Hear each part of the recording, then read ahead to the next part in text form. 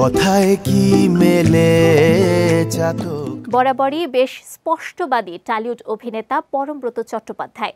তবে বিভিন্ন সময়ে বিভিন্ন বিষয়ে তার চিন্তা ভাবনার কারণে তাকে কটাক্ষের মুখে পড়তে হয়েছে, পেয়েছেন নানা তকমাও।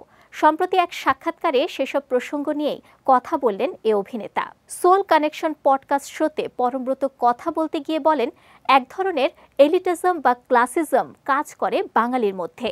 এমনিতেই শিক্ষিত শহুরে বাঙালিদের মধ্যে সহজাত একটা ক্লাসিজম আছে, একটা শ্রেণীগত নাক উঁচুপনা আছে। আমি তো এটার জন্য বিখ্যাত ছিলাম। লোকে আমায় পাকা পরম বলতো, নাক উঁচু পরম বলতো। তিনি আরও বলেন, আর আমার স্বীকার করতে অসুবিধা নেই, আমি বহুদিন সেটা ছিলাম। তার কারণ আমি যে বয়সে ইন্ডাস্ট্রিতে ঢুকেছি, সেই বয়সে এখানে এসে দেখেছি আমি যা পড়াশোনা করছি সেটার সঙ্গে আমি যেটা করতে এসেছি সেটার কোনো মিল নেই। তিনি জানান, এমনকি যে মানুষগুলোর সঙ্গে ওঠা বসা করছি তাদের সঙ্গে কোনো মিল নেই। তখন ঠিক করে নেই যে আমি নিজেকে আলাদা করব।